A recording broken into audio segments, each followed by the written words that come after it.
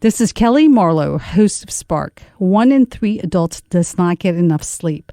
As a nation, we are insufficient in our sleep. We need quality sleep to stay healthy, engaged, and resilient. What are the contributors of sleep deprivation? Today, I'm talking with Dr. Guy Leschziner, a leading neurologist on the science of sleep. We will be discussing how to address the most common sleep issues. If you're feeling sleep deprived, this is the episode for you.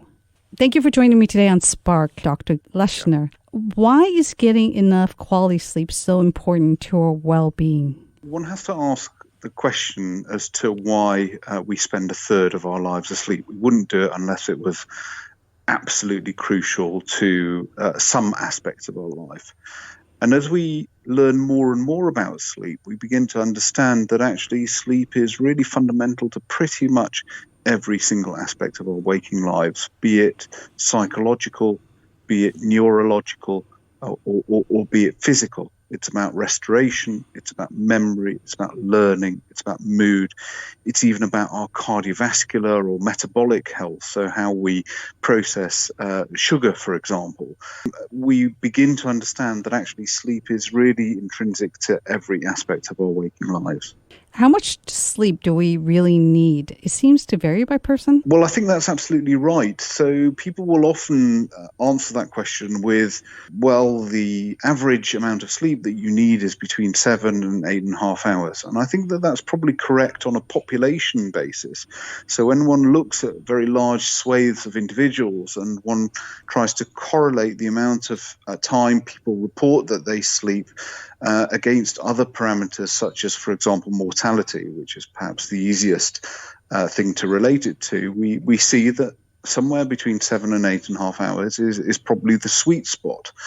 But we also know that the amount of time that we need to sleep is genetically predetermined. So there are individuals who require less sleep than 7 hours, and there are individuals who need more than 8.5 hours. And indeed, I look after a few families of people who all need, for example, 5 hours. So to ask how much sleep do we actually need is a bit like saying, well, what's the average height of an 8-year-old? If you look at a class photo of 8-year-olds, they will all be slightly different heights, but they will all be normal. And I think the same applies very much to sleep. There's a perception among teenagers that they need less sleep. Would you agree with that? Absolutely not. So I think that the reason why teenagers often think they need less sleep is because they tend to go to sleep much later than other people in their family. And we know that shift in the circadian clock, that intrinsic biological rhythm that we all have that tends to run on a roughly 24-hour basis, shifts later in teenagers. But that also means that they need to get up later. And of course, that's not always the case because they have to get up to go to school or to go to college or to get up to go to sports. So in essence, they are very sleep deprived. And we know that sleep is fundamental to neurological development. So there are certain periods of life where it's really important not to skimp on sleep. And certainly teenagehood is one of those times of life. So it sounds like we start off with needing more sleep as a child, and then over time, it dials back, right?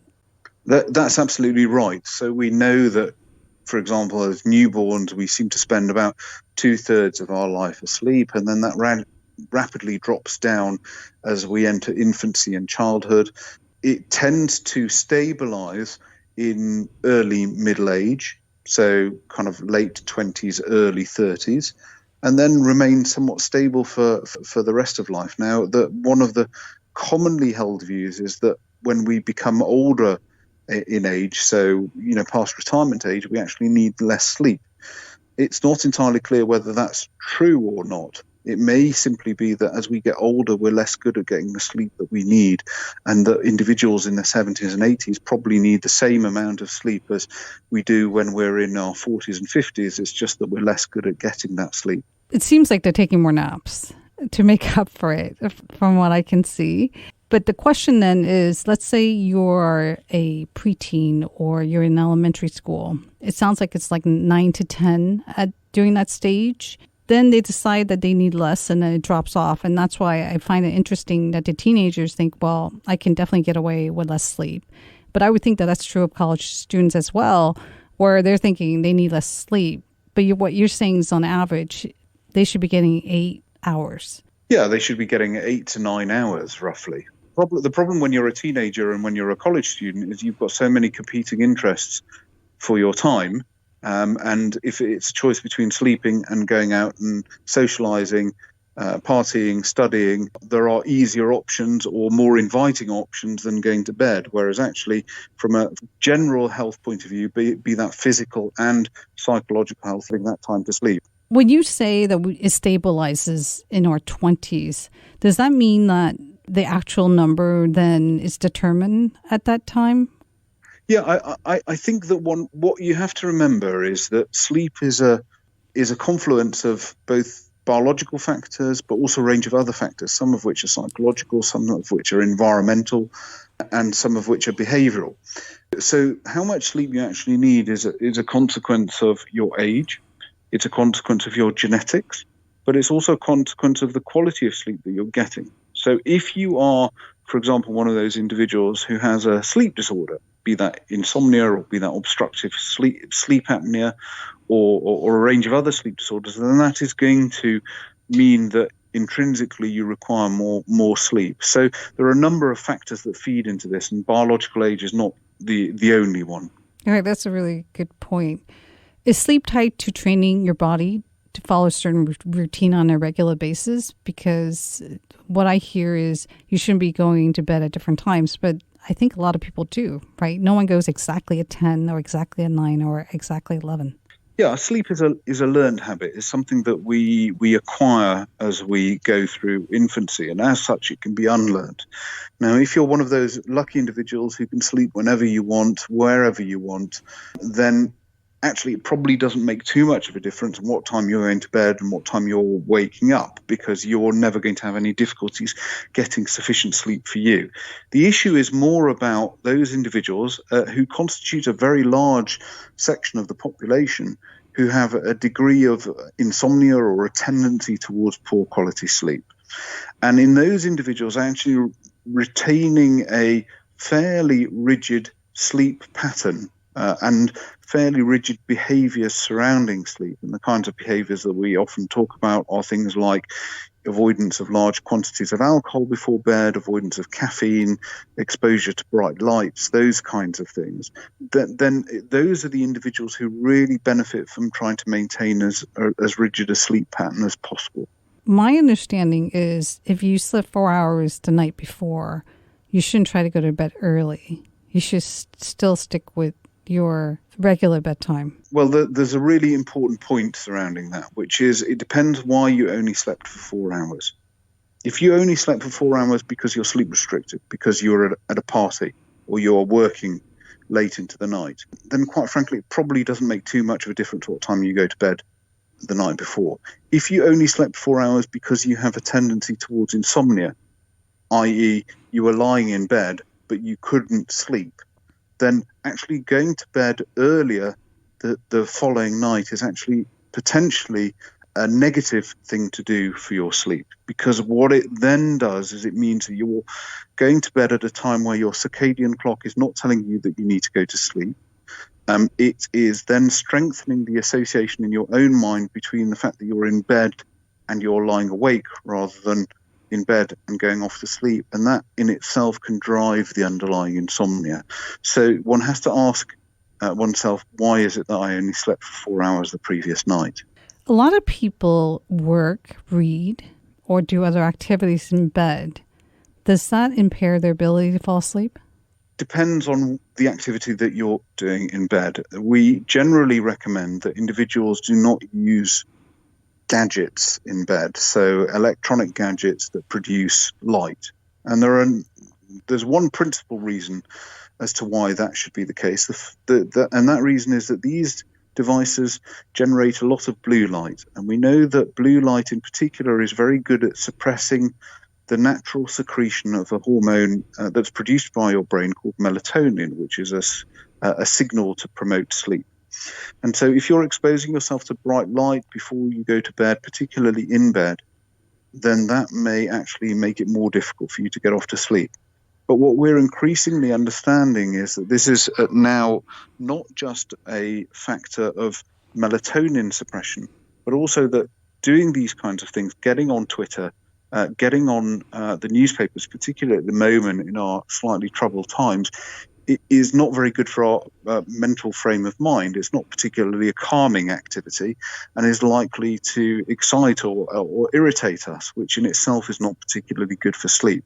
If you're reading a book, an old-fashioned book, then that's quite good for quietening the mind and relaxing you before bed. So it very much depends on what it is you're doing in bed.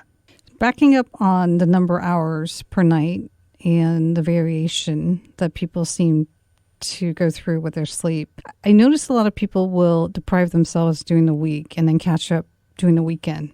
Is that a bad strategy or that works? It seems like we have this reserve we need to catch up on. People then catch up on it during the weekend? Yeah. So that in research terms, in clinical terms, is described as a sleep debt. So you accrue a sleep debt during the week and then you try and pay that sleep debt back at the weekends. And I guess that the issue very much depends on how sleep deprived you are during the week. If you are sufficiently sleep deprived during the week, then really no amount of catch up at the weekend is going to repay your sleep debt. And you may be going back to work on a Monday morning, actually not having completely compensated for the sleep deprivation that you've accrued over the preceding working week. So to base your lifestyle upon a situation whereby you're getting 5 hours a night sleep during the week and then trying to catch up at the weekend is perhaps not the ideal situation. Is it about getting deep and rested sleep, though, more than a lot of sleep? Well, we know that different stages of sleep seem to have different functions, and we generally consider that what's termed slow wave sleep or stage 3 non-REM sleep, often referred to as deep sleep, is the stage of sleep that's most important for restoration of function and for making you feel less tired than you were before you went to bed. But we also know that other stages of sleep, in particular REM sleep, seem to have important functions in terms of memory and regulation of mood. So on the one hand, it's probably the deep sleep that is most biologically important. It's the stage of sleep that the brain compensates for most when you are sleep deprived. But it's probably both deep sleep and REM sleep that have fundamental roles in maintaining our brain in its best possible condition. And is there a good way to make sure you get both? Well, I think the best way to make sure you get both is to try and keep a regular sleep pattern, because if you are sleep deprived on a certain night, then first of all, you're losing out on sleep generally on the night that you're sleep deprived. And then when your brain catches up the following day, it tends to sacrifice REM sleep for non-REM sleep. So it promotes very deep non-REM sleep in that catch-up night. So trying to keep things regular, going back to what we were discussing a moment ago, is probably the single best thing that you can do to try and maintain that regular pattern of sleep and the stages of sleep through which you pass. What are the leading sleep disturbances that you typically see? Well, I think the commonest by far is insomnia, because insomnia affects about 30% of adults in any 1 year and affects about 1 in 10 individuals on a chronic basis. But there are many other sleep disorders that are actually far more common than people are aware of.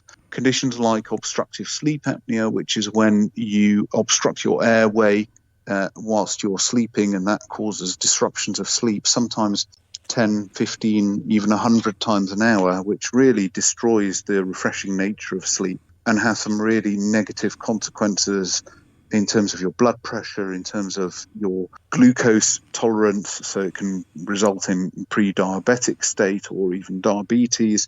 It can increase your risk of stroke and heart disease. And that affects probably, depending on how you define it, about 1 in 10% of adult males, by some measures actually much more than that, and about half the number of adult females.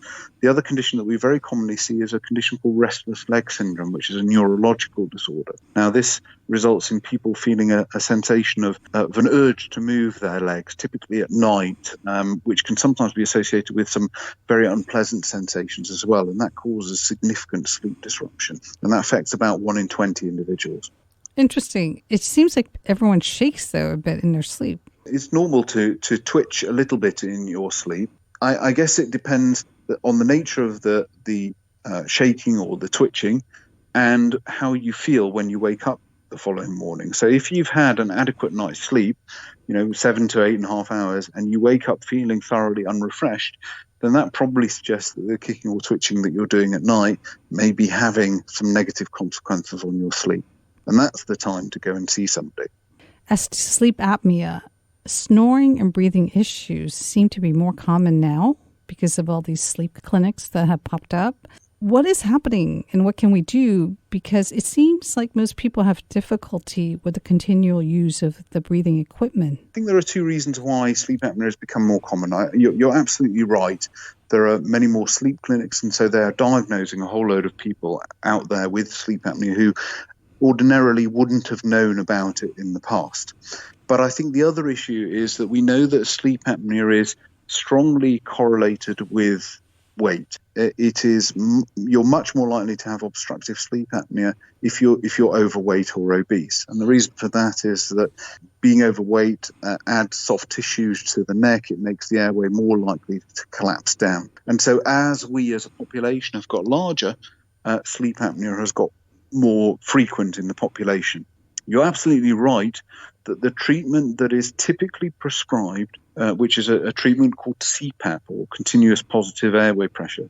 It's a mask, essentially, that's applied to the face and is pressurized in an effort to try and splint the airway open, is actually quite difficult to tolerate. So for many people, they try it and it transforms their life. But for an equal number of individuals, they have terrible problems getting used to sleeping with this mask strapped to their face. They have terrible problems with leakage. They find it uncomfortable or simply can't tolerate it for other reasons. And so this is a major issue for many practicing sleep physicians, in that they have a lot of people with obstructive sleep apnea who don't respond to typical treatments. Now, in those individuals, there are a range of other options. There are some dental devices called mandibular advancement devices which can help. Occasionally, surgery can be an option for selected individuals. And sometimes individuals have sleep apnea in certain positions that they sleep in. And there are some technologies that can be used to try and keep people off their back, for example, if they are known typically to only have obstructive sleep apnea on their back. So CPAP, or this mask device, is not the only option for the management of people with sleep apnea. If they were to lose their weight, would that make a difference? We certainly know that weight loss can help reduce the severity of sleep apnea, and in many individuals can sometimes get rid of sleep apnea altogether. One of the difficulties that we have as doctors is predicting who is going to cure themselves of sleep apnea or significantly improve themselves of sleep apnea with weight loss, and in whom it's not going to make that much of a difference. So we always advise people to lose weight as one of the management plans, but it's very difficult to give people a guarantee that if they lose X number of pounds, that they're going to rid themselves of their obstructive sleep apnea. You could lose the weight and still have it. You could, and we certainly see lots of very thin individuals who, for other reasons, have significant sleep apnea. So there's no guarantee, but certainly losing weight is likely to lessen the severity of your sleep apnea, and of course will have lots of beneficial effects on your health otherwise. Okay, so the most common complaint in households, it's snoring. How do you address snoring? I mean, most people complain that they can't sleep with their spouse because of the snoring. It's even a common joke. How do you solve that? I think with tongue in cheek, you give the complaining person some earplugs. Probably the easiest way of trying to address it. I mean, on a serious note, snoring is incredibly common. In fact, pretty much everybody snores to some degree. And so from a clinical perspective, from a doctor's perspective, the question is whether or not somebody is snoring, or does that snoring demonstrate the fact that they've got obstructive sleep apnea?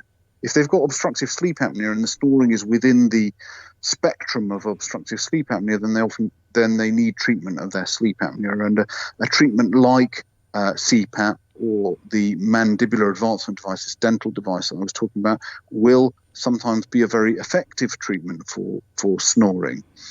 Sometimes, once again, surgery is an appropriate option for individuals who are snoring, although, I would hasten to add that the evidence base for that is not great, and there are many, many people that I see who've had surgery for snoring in whom it's had no benefit whatsoever. There's also implants that I've seen to fix snoring. Do you think they actually work? Yeah, I'm not sure how strong the evidence base for that is. There are also other technologies that are being explored, like, for example, electrical stimulation. So electrical stimulation of the muscles of the tongue or of the throat, handheld devices that result in essentially a form of training of the muscles in the airway to try and increase rigidity of the muscles of the airway. There are also exercises that individuals can do. So things like, for example, singing or famously learning the didgeridoo can significantly help snoring and sleep apnea. So there are things that people can try for themselves, do not necessarily involve sort of invasive procedures, that may be of benefit. So it's almost like you're doing exercise for the area of your body to help expand and open it. Exactly, to increase the rigidity, because snoring is essentially the vibration of the airway as a result of turbulent flow. So if you increase the rigidity of that airway, essentially by working out that part of your body, then that can improve snoring significantly. I mean, the other thing to consider is obviously alcohol is going to make snoring much worse, as is smoking, because it causes inflammation of the airway and changes that are not particularly conducive to having very easy breathing at night. So there are things that you can do for yourself to try and improve your snoring as well. Is it because singing forces you to take your breath from your center? Well, it's probably more to do with giving the workout of the muscles that regulate your voice, the muscles of the oropharynx, a workout. And so you're causing changes to the musculature of the throat and of the oral cavity that are good for regulating snoring and obstructive sleep apnea, rather than the sort of central breathing techniques. People will argue that if you know how to breathe and you breathe from the right place, then you take in the air that you need, but it's not so easy when you're sleeping. Well, precisely. So regulating your breathing during singing is not going to be particularly applicable to when you're unconscious at night in your bed. It's more about the regulation of the muscle tone in the airway itself. People talk about waking up frequently during sleep. What are the key contributors and what can we do about it? Well, it's very normal to wake up in sleep. So when we bring people into the sleep lab and we record their sleep, we will often see very brief awakenings throughout the night. And in fact, we view anybody who has been awake for less than about 30 minutes over the course of the night to be within the range of normal. So just because you're waking up at night does not necessarily mean that you're abnormal or you have a medical condition. A bigger issue is really if you are spending very prolonged periods awake, or if it is having an impact on how you feel when you've woken up in the morning. And there are a whole range of reasons as to why people may wake up repeatedly. So, for example, anxiety destabilizes sleep. There are many medications that destabilize sleep and cause people to wake up repeatedly at night. And then there are a whole range of sleep disorders that cause that. So obstructive sleep apnea, we've already talked about. Restless leg syndrome in itself does not tend to cause people to wake up at night, although it's very strongly associated with a condition called periodic limb movement disorder, where people kick repeatedly in their sleep, and that can give rise to recurrent awakenings. And then there are a whole host of other sleep disorders. So, for example, narcolepsy, which is a brain disorder that results in people being excessively sleepy during the day, but it also results in their sleep being very fragmented, very disrupted at night. So there are really a huge number of reasons as to why people may wake up repeatedly. It's okay typically to wake up frequently as long as you are able to get back to sleep and you feel rested in the morning. But some people do end up staying up. They start thinking about whatever it is that comes to mind. Is there a technique of turning that off and going back to sleep? Yeah, there are a number of techniques. So what you're describing there is a form of insomnia. So most people tend to think of insomnia as being, getting into bed and then having great difficulty getting off to sleep. And that is indeed the commonest type of insomnia, something that we call sleep initiation insomnia. But actually, for many people, they also have sleep maintenance insomnia, where exactly that happens. They wake up in the middle of the night, their brain becomes very active, and then they have great difficulties in getting back to sleep. Now, actually, the treatments for sleep initiation insomnia and sleep maintenance insomnia are very similar in that there is a very evidence-based technique called cognitive behavioral therapy for insomnia, which is a behavioral technique that is really largely focused on trying to recondition, retrain the brain to being able to drift back to sleep again very, very quickly. And it utilizes a number of different techniques in order to do that, including, for example, some relaxation techniques. So I would urge anybody who has insomnia, be that difficulties getting off to sleep or staying asleep, just to Google CBT for insomnia, because this is a proven technique that tends to help anything between 60 and 80% of individuals without resorting to any medications. And is this something that you go to a doctor for? You can go to your doctor. In the UK, there are several online platforms which allow you to do it for yourself, and I believe that they are also available in the US. So this is something that you can access for yourself even without going to your doctor. So you could teach yourself this therapy through an online app or platform? Exactly. Perfect. The use of CBD or cannabidiol is on the rise for sleep inducement. What is your thought about this and on sleep-inducing teas? The situation in particularly California is very different from the situation in the UK, where CBD is still not licensed in the UK, except at doses that are very, very low. We know that clearly there's a lot of anecdotal evidence that CBD and related compounds do help some people get off to sleep. Partly that's due to the soporific effects of the CBD, but also partly it's due to its impact on anxiety. What we don't yet know, and certainly don't have systematic evidence for, is what the consequences are for taking a CBD long term. We certainly know that if people have been taking CBD in the long term and then they stop taking it, then that will have very negative consequences on their sleep. As a general rule, and I guess this applies to sleep-promoting teas as well, if you can address your difficulties getting off to sleep and staying asleep using non-substance-based techniques, things like CBT for insomnia, then that's a much better option, because what tends to happen is people do start using things like CBD or teas as a crutch, as a psychological crutch to try and get them off to sleep. And when they don't have those available to them, they can't sleep. So what we try and encourage is to people to use their own natural biological rhythms, biological processes to try and improve sleep quality rather than resorting to things like teas or CBD. That's really good to know, because a lot of times they promote the product as being natural, right, and non-addictive. So you think, well, it can't be bad for you and it's going to help me sleep better. So what's the harm of having a cup or taking a drop of CBD or having a cup of sleep-inducing tea? Well, this is a commonly held view that just because something's natural, it must be good for you. But of course, morphine is natural. Botulinum toxin, which is one of the most poisonous substances known to man, is natural. And just because something is natural does not equate to it being safe or good for you. Melatonin seems to be the most promoted sleep aid. Mm-hmm. Most people don't seem to know how to use it correctly because they report feeling groggy or it just feels off for them. Does it make sense to actually use it? And what's your opinion on the way melatonin works? Well, I use melatonin quite a lot. I use it in two ways. So it has a sleep-promoting quality to it, but it also has a sleep clock changing quality to it. What I mean by that is that we can actually shift people's circadian rhythms, their internal body clocks, by giving them melatonin at an appropriate time.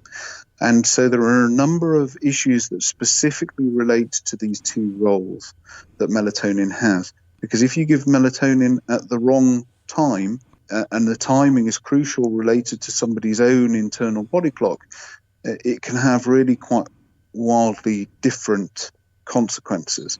The other issue, particularly for all of you in the US, is that because melatonin in the US is not pharmaceutically regulated, then the amount of melatonin that is present in the capsules or the pills that you are buying in supermarkets, in health food stores, can vary quite significantly from what is actually on the label.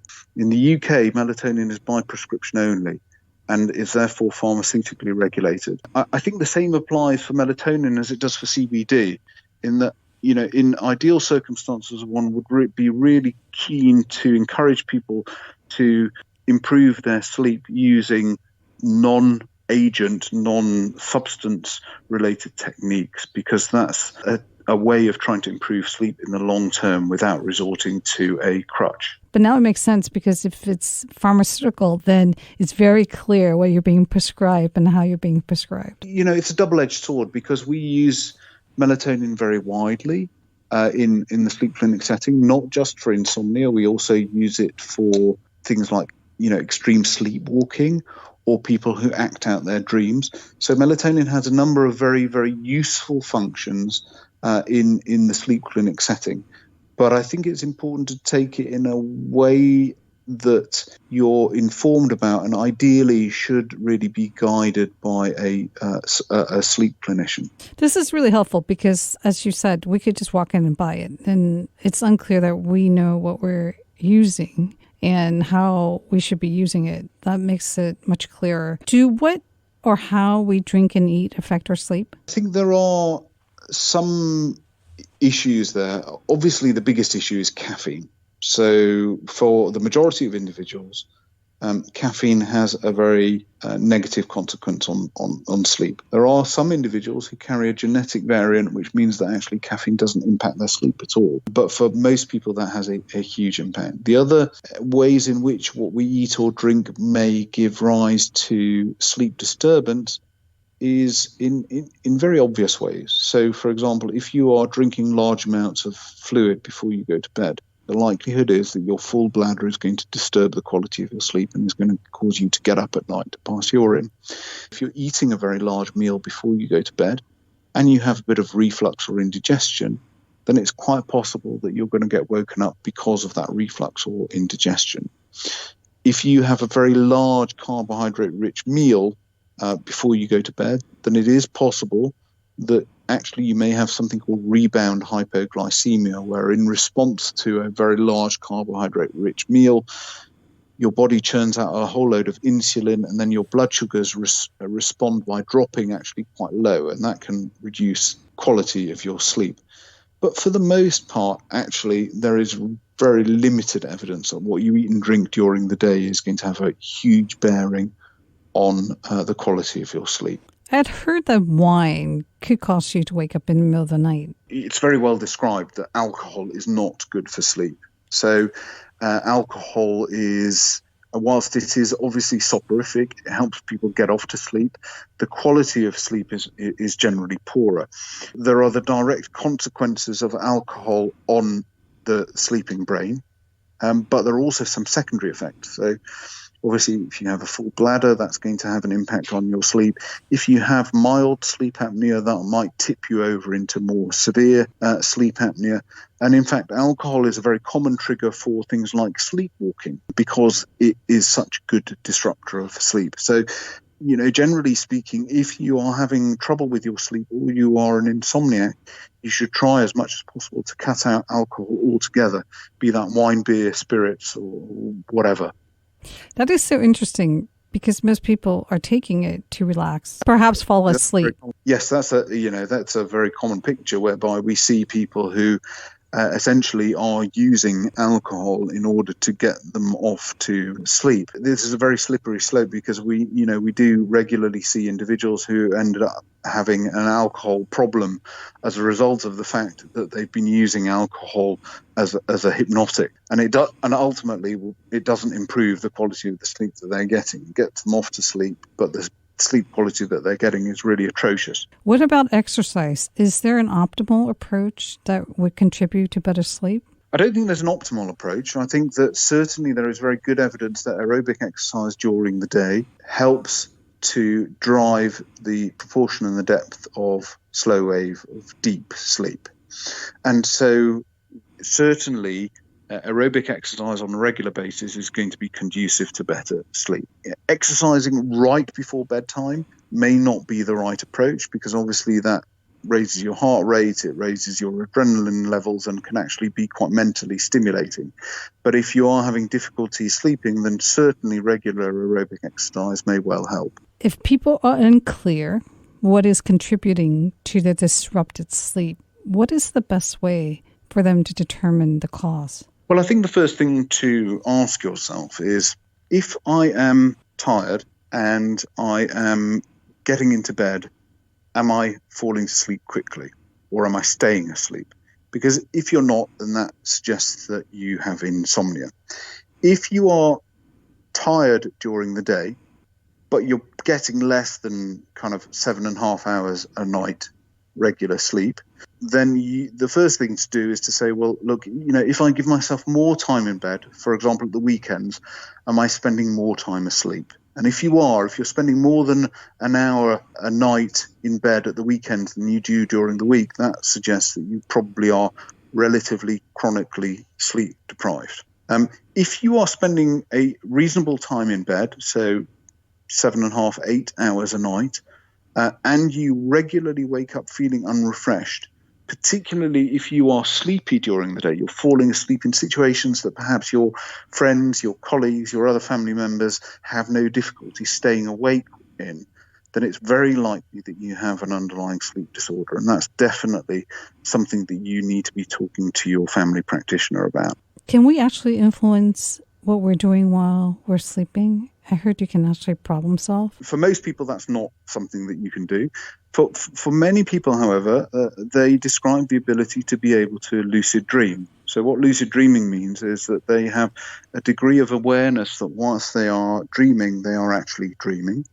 And not only that, but for some individuals, that actually extends to being able to control what they're doing in their dreams, or what their dream narrative is.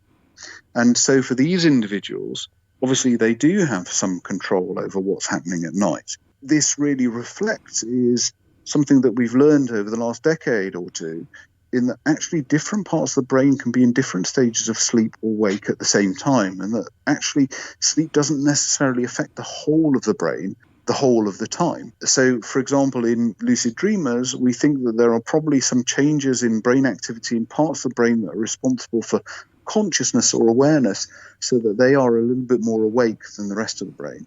But that's the case, for example, in sleepwalking too. We know that in sleepwalking, there are some parts of the brain that are responsible for rational thinking or for memory that remain in very deep sleep. But other parts of the brain, like, for example, those parts that are responsible for emotion or for movement or for vision, actually are in full wakefulness. The concept that our whole brain remains in one state at any one time is incorrect. So you could train yourself to dream in a way that you can control your dreams. You could get to that level somehow. So the question is, can you learn to lucid dream? I guess the answer to that is yes. There are people who will provide people with techniques that increase the likelihood that they're going to be able to lucid dream. There are some technologies even out there that are being used on an experimental basis that seem to generate electrical changes in particular parts of the brain that can increase the lucidity of dreaming. So this is something that some individuals seem to be able to train themselves to be able to do.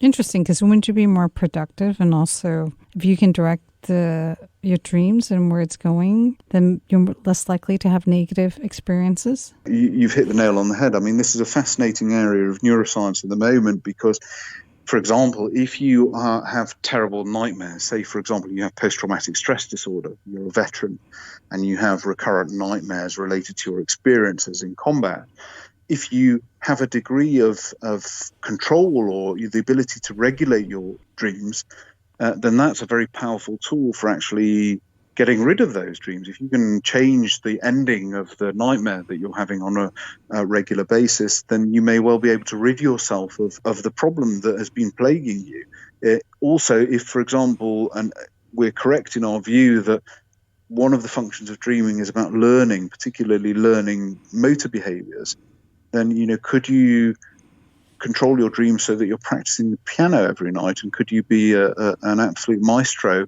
after a year of dreaming every night that you're playing the piano? I wonder if it would leave you exhausted, would it not? You have to have a certain level of focus at that point while you're sleeping. There are many things that we do not fully understand about sleep. Certainly, people who lucid dream on a regular basis do not seem to report feeling more exhausted than anybody else. They're still getting REM sleep, they're still getting dreaming sleep, and they're still getting the same proportion, the same depth of very deep sleep, of non-REM sleep. So it may be that it actually has no impact whatsoever. I'd love to be able to do that. It would make for a very exciting night time. Yes, I would get so much more done. Wrapping up, with all the negative news, extra stressors during this pandemic, what are your recommendations for creating a good night's sleep? I think certainly, anybody who is suffering from poorer quality sleep, from more vivid dreams, for example, would not be alone in the current time. We know that the COVID-19 pandemic has had a very wide-reaching impact on people's sleep throughout the world. I think the key thing to remember is that this is not something that we are hopefully going to be living with for 5 years or a decade. It is a period in time which will pass, and our sleep will hopefully return to normal. But I think the key thing is to ensure that you are giving yourself adequate opportunity to be in bed. If you are feeling particularly anxious, there are a whole range of tools out there that people can access for themselves to try and lower their anxiety levels. And I think that that's of absolute crucial importance when it comes to actually maximizing or optimizing the quality of sleep, and to think about tools like online resources that enable you to improve the behavior surrounding sleep and to give you some insights into how to improve sleep further. That's really good to know that it's easily accessible and we just have to look for them. Exactly. Thank you for sharing your expertise and joining me on Spark today. Great. Thanks for having me, Kellee.